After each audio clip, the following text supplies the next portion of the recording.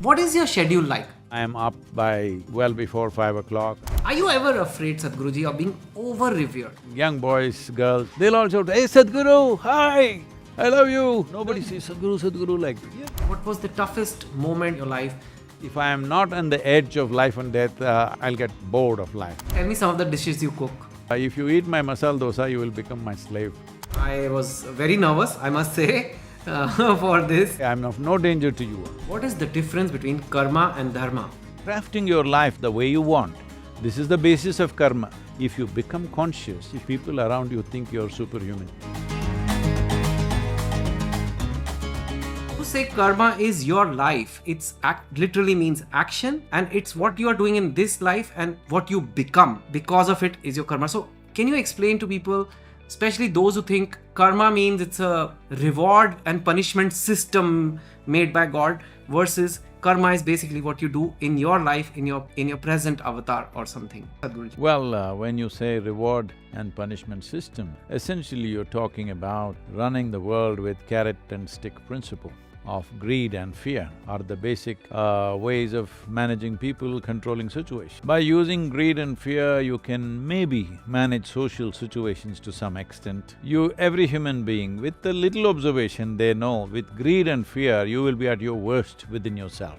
Neither greed, which may propel your action, and fear, which may curtail your action, both of them are not very pleasant experiences. Both of them are horrendous experiences for a human being. If it is only about pretentiousness, you can run the world and run your life with greed and fear or carrot and stick or punishment and reward business or heaven and hell. So I've said this many times, but it's super unpopular, but let me say it to you because I don't think you come from heaven, you look like an earthling, so I can speak to you. Yes, it's from the streets.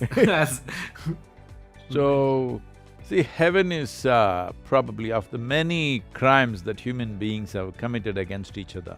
Horrible things people have done, wars, caused famines, caused genocides, many terrible things, murders and rapes and whatever else. Of all these things, I feel the worst crime that humanity has committed upon itself or one human being committing upon other is the idea of heaven. Because the moment you say heaven, you're saying, this is not where you live at your best. There is another place where your life will be fantastic. So essentially, this is a simple way of ensuring that you miss this life. All that we have here is just life. Life is the only and the greatest phenomena that's going on here, and it's the most tremendous privilege right now is that we are life. To divest somebody of life, to deny somebody the possibility of life and say somewhere else it'll happen better is the worst crime that you can commit on any human being.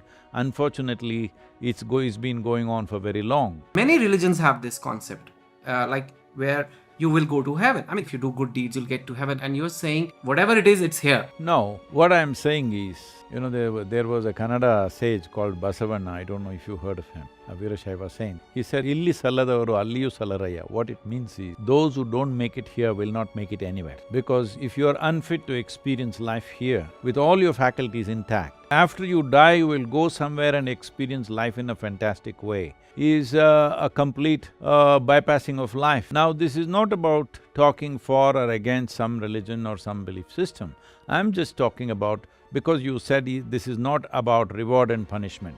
Reward and punishment in its ultimate form is heaven and hell, all right? So in that context, I'm saying, it doesn't matter who says it, fundamentally it is a way of skipping life here and trying to live somewhere else better. So, if people are so sure that somewhere else life is better, why are they not gone?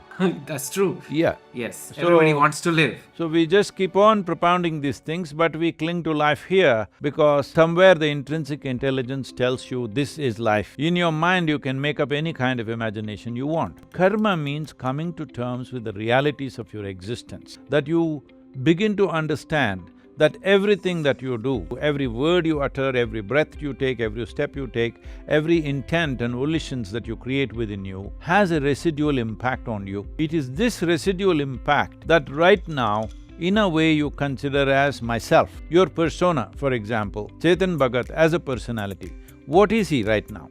It is accumulation of various experiences, maybe not in its full dimension, But like the footprint of your life's experience is your personality right now, isn't it? What kind of parents, what kind of family, what kind of school, what kind of friends, what you did not go do, where you went, where you did not go, all these experiences, not in full reality, but like a shadow, like a footprint, that is your persona. So essentially, your personality is based upon accumulated memory. Memory can be genetic, can be evolutionary, can be conscious, unconscious, articulate, inarticulate, but various types of memory makes you the person that you are. So if you are completely invested in yourself or your personality, essentially your past will rule the future. If your past rules the future, how will your future will be? Maybe slightly improved version of the past. But karma means when you understand every action that you perform, you're leaving a footprint, and that footprint is not something that you have to step into once again. You walked a path, you left a footprint, there is no need for you to once again step into the same footprint at all if you're covering new terrain. If you're not covering new terrain, you're walking on the spot, then you will be stepping into the same footprint again and again. So becoming conscious of this and crafting your life the way you want, this is the basis of karma. When we say karma, unfortunately, even in India, the word has become kind of a fatalistic usage.